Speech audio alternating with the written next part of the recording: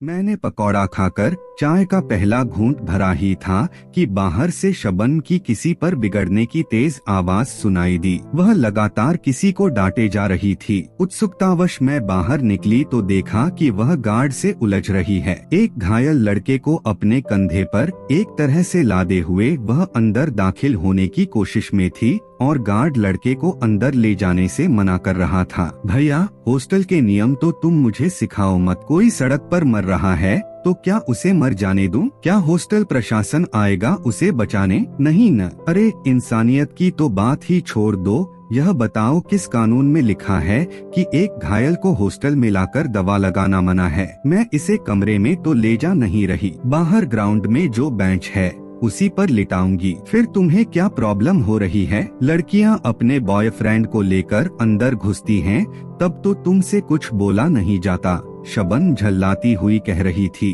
Guard ने झेंपते हुए दरवाजा खोल दिया और शबन बड़बड़ाती हुई अंदर दाखिल हुई। उसने किसी तरह लड़के को बेंच पर लिटाया और जोर से चीखी, अरे कोई है? ओ बाजी, देख क्या रही हो? जाओ जरा पानी लेकर आओ। फिर मुझ पर नजर पड़ते ही उसने कहा, नेहा प्लीज डिटोल ला देना, इसके घाव पोंछ दूं और हाँ, कॉटन भी लेती आना। मैंने अपनी अलमारी से डिटोल निकाला और बाहर आई। देखा शबन अब उस लड़के पर बरस रही है। कर ली खुदकुशी? मिल गया मजा? तेरे जैसे लाखों लड़के देखे हैं। लड़की ने बात नहीं की तो या फेल हुए तो जान देने चल दिए। पैसा नहीं है तो जीकर क्या करना है? अरे मरो, पर यहाँ आकर क्यों मरते हो? शबन उसे लगातार डांट रही थी और वह खामोशी से शबन को देखे जा रहा था। उसका दायां हाथ काफी जख्मी हो गया था। एक तरफ चेहरे और पैरों पर भी चोट लगी थी। माथे से भी खून बह रहा था। बाजी बाल्टी में पानी भर लाई और शबन उसमें रुई डुबा डुबा कर उसके घाव पोंछने लगी। फिर घाव पर डिटोल लगाकर पट्टी बांध दी और मुझसे बोली, तू जरा इसे ठंडा पानी पिला दे, तब तक मैं इसके घर वालों को खबर कर देती हूँ। तू इसे पहले से जानती थी शबन? मैंने पूछा तो वह मुस्कुराई। अरे नहीं, मैं ऑफिस से आ रही थी तो देखा यह लड़का जानबूझकर गाड़ी के नीचे आ गया। इसके सिर पर चोट लगी थी इसलिए यहाँ उठा लाई। अब घर वाले आकर इसे अस्पताल ले जाएं या घर, उनकी मर्जी, कहकर उसने लड़के से उसके पिता का नंबर पूछा और उन्हें बुला लिया। इधर मैं अपने कमरे में आकर शबन के बारे में सोचने लगी। आज कितना अलग रूप देखा था मैंने उसका। उस लड़के के घाव पोंछते वक्त वह कितनी सहज थी। लड़कियां चाहे कुछ भी कहें, आज मैंने महसूस किया था कि वह दिल की कितनी अच्छी है। पूरे हॉस्टल में अक्खड़, मुंहफट और घमंडी कही जाने वाली शबन की बुराई करने से कोई नहीं चूकता। लड़कियां हो या गार्ड या फिर काम वाली, हर किसी की यही शिकायत थी कि शबन कभी सीधे मुंह बात नहीं करती है, अकड़ दिखाती है। टीवी देखने आती है तो जबरदस्ती वही चैनल लगाती है जो उसे देखना हो, दूसरों की नहीं सुनती। वैसे ही उसकी जिद रहती है कि काम वाली सुबह सबसे पहले उसका कमरा साफ करे। पहनावे में भी दूसरों से बिल्कुल अलग दिखती थी वह। गर्मी हो या सर्दी, हमेशा पूरी बाजू के कपड़े पहनती, जिसकी नेक भी ऊपर तब बंद होती। उसकी इस अटपटी ड्रेस की वजह से लड़कियां अक्सर उसका मजाक उड़ाती थीं, पर वह इस पर ध्यान नहीं देती थी। देखने में वह खूबसूरत थी पर नाम के विपरीत चेहरे पर कोमलता नहीं, सख्ती के भाव होते थे। दिलडॉल भी काफी अच्छा था और आवाज काफी सख्त थी,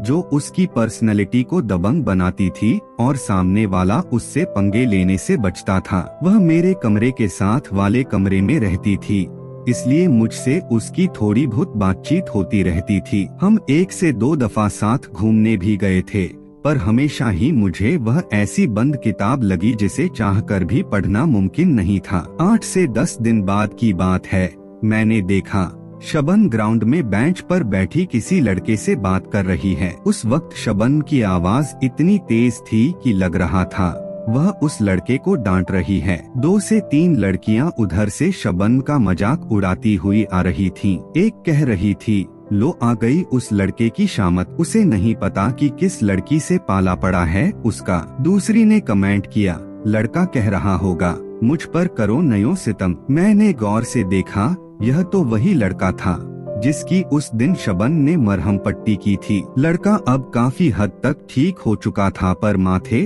और हाथ पर अभी भी पट्टी बंधी थी। बाद में जब मैंने शबन से उसके बारे में पूछा तो वह बोली, धन्यवाद कहने आया था और हिम्मत तो देखो, मुझसे दोस्ती करना चाहता था, कह रहा था फिर मिलने आऊंगा। तो तुमने क्या कहा? अरे मुझे क्या कहना था, अच्छी तरह समझा दिया कि मैं दोस्ती वोस्ती के चक्कर में नहीं पड़ने वाली। रोज रोज मेरा दिमाग खाने के लिए आने की जरूरत नहीं। लड़कों की फितरत अच्छी तरह समझती हूँ मैं। आगे उस लड़के का हश्र क्या होगा यह मैं अच्छी तरह समझ सकती थी, इसलिए शबन को और न छेड़ते हुए मैं मुस्कुराती हुई अपने कमरे में चली आई। उस दिन के बाद 2 से 3 बार और भी मैंने उस लड़के को शबन से बातें करते देखा और हमेशा शबन उसे झिड़कती हुई ही दिखी। एक दिन उसने बताया कि वह लड़का हाथ धोकर पीछे पड़ गया है, फोन भी करने लगा है कि मैं तुम्हें पसंद करता हूँ। अरे यार, बदतमीजी की भी हद होती है। घाव पर मरहम क्या लगाया,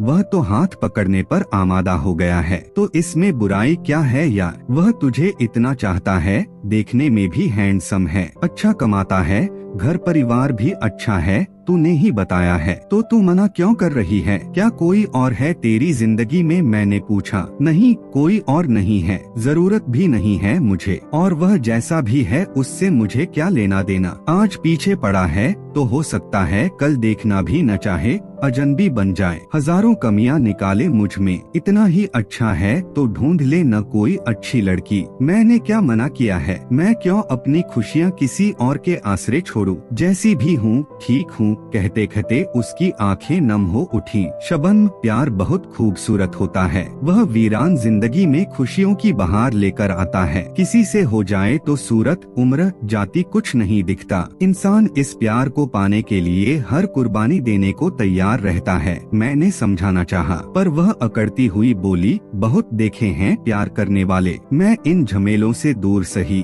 और अपने कमरे में चली गई। अगले दिन वह लड़का मुझे हॉस्टल के गेट पर मिल गया। मुझसे विनती करता हुआ बोला, प्लीज नेहा जी, आप ही समझाओ न शबन जी को, वे मुझसे मिलना नहीं चाहती। तुम प्यार करते हो उससे? मैंने सीधा प्रश्न किया तो चकित नजरों से उसने मेरी तरफ देखा, फिर सिर हिलाता हुआ बोला, बहुत ज्यादा। जिंदगी में पहली दफा ऐसी लड़की देखी, खुद पर निर्भर, दूसरों के लिए लड़ने वाली, आत्मविश्वास से भरपूर। उसने मुझे जीना सिखाया है, मुश्किलों से हार मानने के बजाय लड़ने का जज्बा पैदा किया है। मैंने तो औरतों को सिर्फ पति के इशारों पर चलते, रोते सुबकते और घरेलू काम करते देखा था, पर वह बहुत अलग है। जितना ही उसे देखता हूँ उसे पाने की तमन्ना बढ़ती जाती है। प्लीज आप मेरी मदद करें, मेरे मन की बातें उस तक पहुँचा दें। मैं कोशिश करती हूँ, मैंने कहा तो उसके चेहरे पर खुशी की लहर दौड़ गई। मुझे नमस्ते करके वह चला गया। रात को मैं फिर से शबन के कमरे में दाखिल हुई। वह अकेली थी। आज वह गेट पर मिला था।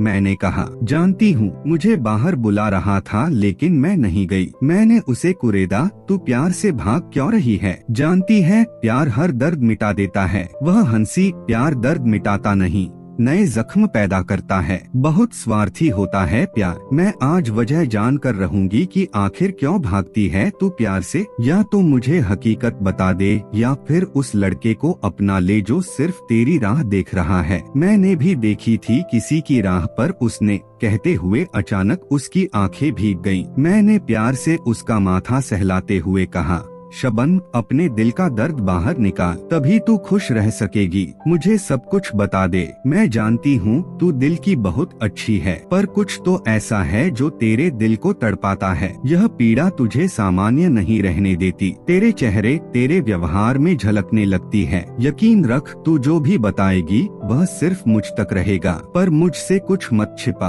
किसने चोट पहुँचाई है तुझे? वह थोड़ी नॉर्मल हुई तो बिस्तर पर पीठ टिकाकर बैठ गई और कहने लगी, नेहा, 4 साल पहले तक मैं भी एक ऐसी लड़की थी जिसका दिल किसी के लिए धड़कता था। मैं भी प्यार को बहुत खूबसूरत मानती थी। मेरी भी तमन्नाएं थीं, कुछ सपने थे। दूसरों से प्रेम से बातें करना, मिलकर रहना अच्छा लगता था मुझे। जिसे प्यार किया उसी के साथ पूरी उम्र गुजारना चाहती थी, और उसकी यानी विक्रम की भी यही मर्जी थी। उसने मुझे हमेशा एतबार दिलाया था कि वह मुझे प्यार करता है, मेरे साथ घर बसाना चाहता है। हमारी जोड़ी कॉलेज में भी मशहूर थी, पर वक्त की चोट ने उसकी असलियत मेरे सामने लाकर रख दी। एक दिन मैंने देखा कि मेरी बाह और पीठ पर सफेद निशान हो गए हैं। मैं घबरा गई, डॉक्टरों के चक्कर लगाने लगी, पर दाग बढ़ते ही गए। जब मैंने यह राज विक्रम के आगे खोला तो उसके चेहरे के भाव ही बदल गए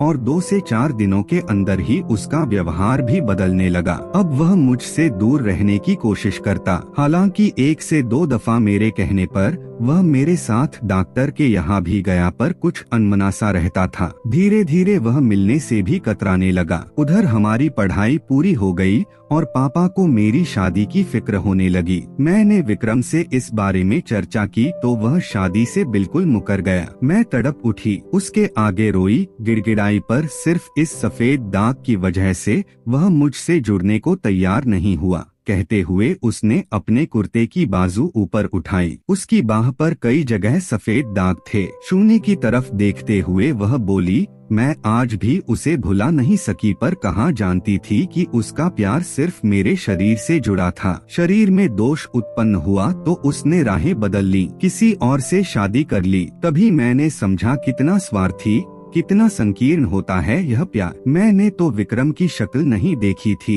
देखने में बिल्कुल एवरेज था, सांवला, मोटा। मैं उससे बहुत खूबसूरत थी। मैं चाहती तो उसकी कमियां गिनाकर उसे ठुकरा सकती थी, पर मैंने तो प्यार किया था और उसने ऐसी चोट दी कि सारे जज्बात ही खत्म कर डाले। तभी से मुझ में एक तरह की जिद आ गई। मैं समझ गई कि जिंदगी में मांगने पर कुछ नहीं मिलता। मुझे जो चाहिए होता वह जबरदस्ती दूसरों से छीन लगी। खुद को कमजोर महसूस नहीं कर सकती मैं। किसी की सहानुभूति भरी नजरें भी नहीं चाहिए, न ही किसी का इनकार सह पाती हूँ। यही जिद मेरे व्यवहार में नजर आने लगा है और शायद यही वजह है कि मैं 35 की हो गई पर शादी के नाम से दूर भागती हूँ। यह सब बहुत ही स्वाभाविक है शबन, पर सच तो यह है कि विक्रम का प्यार मैच्योर नहीं था। वह दिल से तुझसे जुड़ ही नहीं सका था, इसीलिए तुम्हारे रिश्ते का धागा बहुत कमजोर था। वह हल्की सी चोट भी सह नहीं सका। पर अर्पण की आंखों में देखा है मैंने,